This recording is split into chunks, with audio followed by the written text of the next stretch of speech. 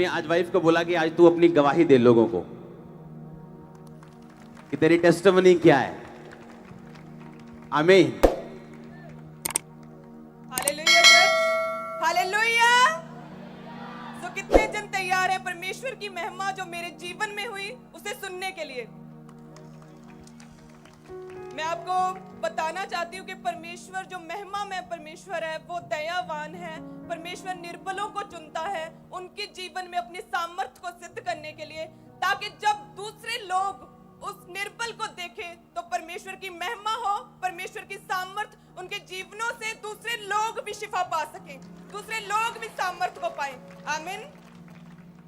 हम पहला कुरिन्थियों उसकी 26 आयत को पढ़ेंगे कि हे भाइयों, अपने बुलाए जाने को तो सोचो कि ना शरीर के अनुसार बहुत ज्ञानवान और ना बहुत सामर्थी और ना बहुत कुलीन बुलाए गए, परंतु परमेश्वर ने जगत के मूर्खों को चुन लिया है कि ज्ञानवानों को लज्जित करे, और परमेश्वर ने जगत के निर्बलों को चुन लिया है कि बलवानों को लज्जित करे। आमीन। मैं आपको बताना चाहती हूँ, अपनी जिंदगी की एक बहुत ही बड़ी गवाही देना चाहती हूँ कि मैं अपनी जिंदगी में जब मैं पढ़ रही थी तो मैं बहुत ही पैशनेट थी अपनी स्टडी के लिए। मैंने पहले ग्रेजुएशन की, उसके बाद मैंने PGDCA किया, उसके बाद मैंने MSc IT की, लेकिन इतना पढ़ी लिखी होने के बावजूद भी मुझ में एक बहुत ही बड़ी कमी थी, एक कमजोरी थी, एक निर्बलताई थी कि मैं किसी के सामने बोल नहीं सकती थी, मैं किसी के सामने अपने वर्ड्स को एक्सप्रेस नहीं कर सकती थी। इवन कि मैं अपने स्कूल में अपने टीचर्स के सामने जब जाती थी तो उनके पास जाकर धीरे से बोलती थी कि मैम प्लीज मुझे कुछ भी खड़े होकर बोलने के लिए मत बोलिएगा, क्योंकि मुझ में इतना हियाब नहीं है, मैं इतनी शाई हूँ कि मैं किसी के सामने बोल नहीं सकती। इवन के 30 स्टूडेंट्स 25 स्टूडेंट्स के सामने भी मुझ में इतना बल नहीं था कि मैं उनके सामने कुछ बोल सकूं। और टीचर्स पूछते थे कि क्या प्रॉब्लम है, क्या बात है, मैं उस समय कुछ नहीं बता पाती थी क्योंकि मैं बहुत ही शाई थी।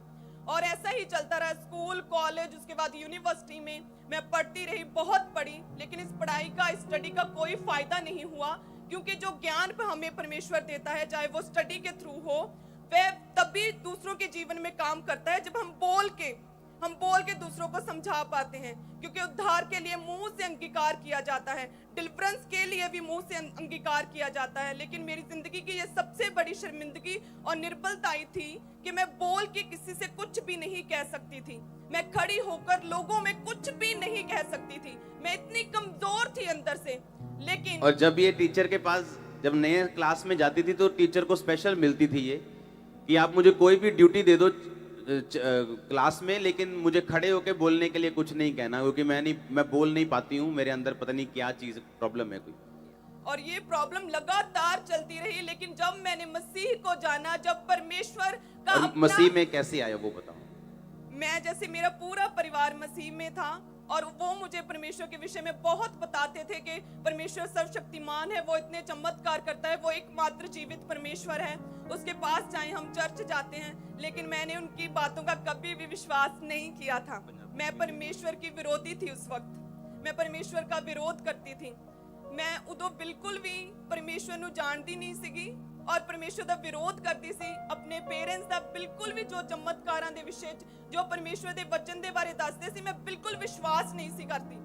लेकिन एक दिन परमेश्वर ਦੀ अद्भुत कृपा हुई कि ईस्टर वाले दिन ਜਦੋਂ मेरी पूरी फैमिली तैयार हो रही सी प्रभु के घर जाने के लिए, और तब ये खामरा चर्च को जानते भी नहीं थे ये पूरा परिवार, या तब मैं अपने मेंटर और आपके फादर को बिल्कुल नहीं जानती थी।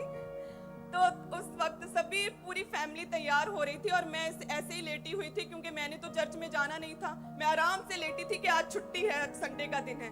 तो एकदम से परमेश्वर के आत्मा की सामर्थ मेरी बॉडी पर उतरी और उसी वक्त मेरी पूरी बॉडी पाताल में धंस गई। उसी समय सुनो और सुबह के 6 बजे थे और पूरी बॉडी मेरी पाताल में धंस गई और मेरी आंखें खुली थी, मुंह खुला था, मेरे पेरेंट्स मेरे सामने तैयार हो रहे थे, लेकिन मैं कुछ भी बोल नहीं पा रही थी उस वक्त। और ऐसे ही चलता रहा कुछ सेकंड, उसके बाद धीरे धीरे मेरी बॉडी पाताल से ऊपर पृथ्वी के ऊपर आई, मैं अपने बेड के ऊपर फिर से लेट गई और उसके बाद मेरे कानों में आवाज आने लगी कि परमेश्वर तुम्हें बहुत प्रेम करता है, परमेश्वर ने तुम्हें चुना है अपनी महिमा को दिखाने के लिए। परमेश्वर ने तुम्हें चुना है अपनी सामर्थ को दूसरे लोगों में सिद्ध करने के लिए। परमेश्वर तुम्हें बुला रहा है, कम ऑन बेटी, कम टू मी बेटी, मेरी प्रिय बेटी मेरे पास आ। ऐसी आवाजें मेरे कानों में आने लगी और मैं सरप्राइज्ड और शॉक्ड थी। और जैसे ही मैं नॉर्मल हुई, कानों से आवाजें बंद हुई, उसी वक्त मैंने अपने पेरेंट्स को बताया। और वो ईस्टर का दिन था जब मैं पहली बार परमेश्वर की हुजूरी में, परमेश्वर की प्रेजेंस में और परमेश्वर के घर में गई थी। पहली बार चर्च जब गई थी, ईस्टर वाले दिन गई। वो ईस्टर का दिन था और उस दिन के बाद मेरी लाइफ ट्रांसफॉर्म हो गई, टोटल लाइफ चेंज हो गई। जब मैंने मसीह को जाना तो मेरी जिंदगी की सबसे बड़ी कमजोरी, सबसे बड़ी निर्बलताएं, जो मैं अपनी जिंदगी की सबसे बड़ी शर्मिंदगी समझती हूँ कि इतना पढ़ने लिखने के बावजूद भी मैं किसी से बात नहीं कर सकती थी, वो कमजोरी मेरी जिंदगी से दूर हो गई। आज ना केवल इस चर्च के लोग, गुरदासपुर ब्रांच के लोग, ऑनलाइन चर्चों में, बल्कि ऑनलाइन लाखों लोग आज मुझे सुन पा रहे हैं। हालेलुया। उसी तरह से जिस तरह परमेश्वर ने अपने महिमा में, परमेश्वर है, अपनी महिमा के धन में से परमेश्वर ने मुझे ये दान दिया कि अपनी आत्मा से भरकर परमेश्वर ने मेरी इनर प्रॉब्लम्स को, मेरी इनर बॉडी में अपनी स्ट्रेंथ को मेरे जीवन में डालकर मुझे अपना बल दिया है। उसी तरह से और जब ये चर्च जाना शुरू हुए थे तो इनके पास, इनके फैमिली के पास किराया नहीं होता था कभी भी। यस, हम फाइनेंशियली इतने सिक थे, इतने गरीब थे, इतना निर्धन परिवार था, इतनी बीमारियों परेशानियों में थे, लेकिन कोई भी बीमारी, कोई भी पैसे की तंगी, कोई भी शर्मिंदगी हमें परमेश्वर से कभी भी दूर नहीं कर पाई थी। हम पवित्रता में खड़े रहे, परमेश्वर के वचन पर खड़े रहे। और मैं बताना चाहती हूँ कि जब चर्च आते थे तो इतना किराया भी नहीं होता था कि हम चर्च के लिए जो 100-120 रुपए उस वक्त किराया था कि हम वो पे कर पाएं।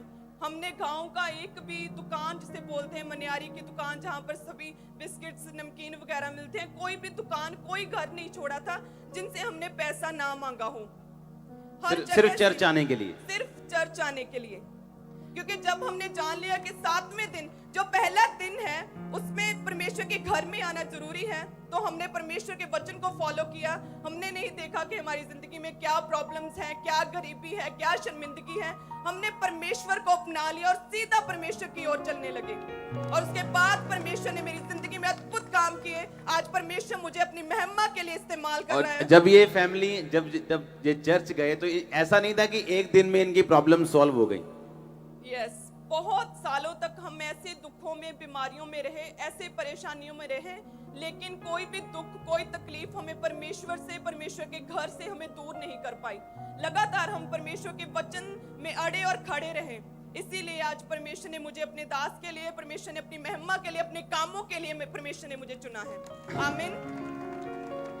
और जब मेरी इसके साथ मैरिज हुई तो ये बहुत सिंपल थी। ये इतनी सिंपल थी कि मुझे मैसेज आए बहुत सारे लोगों के कि लड़कियां तो बड़ी तैयार श्यार हो कि आपके आसपास फिरती थी, ये सोच गए कि आपको बड़ी मॉडर्न लड़कियां पसंद होंगी, आप चंडीगढ़ से पढ़े हो, ये आपने क्या चुना। इतनी सिंपल, पूरे बाजू वाले सूट, बिल्कुल तेल लगा के, इतना सिंपल। सुनो, जब इसकी मैरिज हुई तो ये 25 साल की थी। हाँ जी। उससे पहले की लाइफ बताओ अपनी क्या थी? मैं पहले बहुत ही सिंपल थी, बहुत ही सिंपल घराने से थी, गरीब परिवार से थी, लेकिन स्टडी का इतना पैशन था मुझे पढ़ाई करने का। जब स्कूल कॉलेज में भी जाती थी तो बहुत सिंपल, तेल मल के, बिल्कुल सीधे बाल, सिंपल सूट, 2-4 सूट होते थे गिनती के, जो डाल के चेंज कर के कॉलेज में, स्कूल में जाती थी। और बहुत ही शाई थी मैं, हमेशा अपनी लाइब्रेरी में बैठी रहती थी मैं। और कोई लड़का नहीं, कोई बॉयफ्रेंड नहीं, कोई ऐसा चक्कर नहीं जैसे आज होते हैं लोगों। क्योंकि मैं स्टडी में थोड़ी होशियार थी, तो जो क्लास के बॉयज थे, अगर उन्होंने मुझसे नोट्स लेने होते थे तो सबसे पहले वो मुझे दीदी बोलते थे। तो पूरे स्कूल में सभी बॉयज मुझे दीदी बोलते थे, यूनिवर्सिटी में। और टीचर्स हैरान थे कि तुम्हें ही अकेली एक ही लड़की को सारे लड़के दीदी क्यों बोलते हैं। वो परमेश्वर की महिमा थी, वो परमेश्वर का महिमा में हाथ था मेरे ऊपर कि परमेश्वर ने मुझे संभाल के रखा ताकि आज मैं लाखों रूहों को बचा पाऊं। आमीन। और ये इसको नहीं मालूम, ये मेरी प्रेयर थी कि परमेश्वर जब भी मेरी मैरिज हो तो एक क्लीन लड़की के साथ हो, जैसे मेरी लाइफ। आमीन। तो आप इमेजिन कर सकते हो कि अगर एक बंदा पवित्रताई में कहां भी क्यों ना हो, बाइबल कहती परमेश्वर ने कहा कि मैंने जगत के, कहता परंतु परमेश्वर ने जगत के मूर्खों को चुन लिया। कहता परमेश्वर ने इसलिए चुना जगत के मूर्खों को कि वो ज्ञानवानों को लज्जित कर सके। बैठ जाओ सब जन अपनी बॉडी में, आत्मा में आप हमारे साथ खड़े हैं। गुरदासपुर बैठ जाओ, सब जगह लोग बैठ जाओ। उसमें लिखा परमेश्वर ने जगत के निर्बलों को चुन लिया कि वो बलवानों को लज्जित करें। आमीन। कहता परमेश्वर ने तुम्हें इसलिए नहीं चुना आज प्रचार करने के लिए कि तुम बड़ा अच्छा बोलती थी या तुम पढ़ी लिखी थी। आज परमेश्वर ने ऐसे बंदे को चुना जो स्पेशल क्लास में जाके बोलता था कि भाई साहब मुझे खड़े होने के लिए नहीं बोलना, कुछ मर्जी काम कर लो, झाड़ू मरवा लो, पोछा मरवा लो, मॉनिटर बना दो, कुछ भी कर लो, मुझे खड़े होकर कुछ स्पीच देने के लिए नहीं बोलना है। और परमेश्वर ऐसे ही व्यक्ति को चुनता है कि कल को वो ये ना कहे कि मेरी ताकत की वजह से मैं बोल रहा हूं। परमेश्वर ने कहा वरन परमेश्वर ने जगत के नीचों तुच्छों जो है भी नहीं उनको चुन लिया कि उन्हें जो अपने आप को कुछ समझते हैं उन्हें व्यर्थ ठहराएं, ताकि कोई प्राणी परमेश्वर के सामने घमंड ना करने पाए। आप में से कितनी बहनें यहां पे होंगी जो आज गरीब होंगी, कितने भाई यहां पे होंगे जो गरीब परिवार से होंगे। तो आपके स्पिरिचुअल मदर की टेस्टिमनी आपके लिए एक ब्लेसिंग है कि आप कहीं से भी खड़े हो सकते हैं। आपकी गरीबी मायने नहीं। इमेजिन करो इनके घर रिश्तेदार जब आते थे तो बोलते थे कैसे हो तुम, तो क्या जवाब देते थे आपकी फैमिली जो थी? तो हम हमेशा अपने शब्दों से, हमेशा हम अपने नेचर से परमेश्वर की महिमा करते थे कि हम बहुत खुश हैं, हम बहुत खुश हैं मसीह को जान के, हम अपने परिवार में बहुत सुखी हैं। और अभी गवाही नहीं आई थी परिवार में, अभी थोड़ी थोड़ी गवाहियां शुरू हुई थी, अभी बड़ी गवाही नहीं आई थी परिवार में। लेकिन जब भी लोगों ने पूछना भाई तुम कैसे हो, तुम चर्च जाना शुरू हो गए, क्योंकि यही थे उस गांव में जो सभी अन्य जातियों से भरा हुआ गांव है कि तुम अभी चर्च जाते हो, कैसे हो तुम।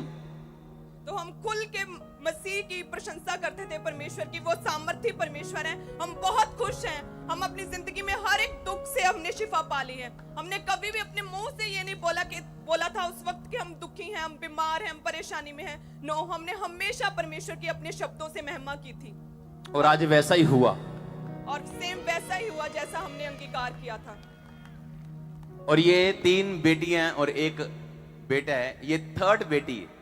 Yes. जब ये हुई थी तो लोग रोए थे, इसकी फैमिली रोई थी इसके पापा के और मदर को छोड़ के। Yes. मेरे पेरेंट्स को छोड़कर सभी गांव के लोग हमारे पास अफसोस करने के लिए आ रहे थे जब मेरा बर्थ हुआ कि पहले ही ऑलरेडी 2 गर्ल्स थी, अभी एक और तीसरी बेटी हो गई। तो सभी दुखी थे, सभी दुख के साथ मम्मा पापा के पास आ रहे थे कि अब ये क्या हो गया। लेकिन मेरे फादर बहुत ही खुश थे, उन्होंने बोला कि ये परमेश्वर ने दिया है, ये रब ने दिती है, तो परमेश्वर आप ही देखूगा।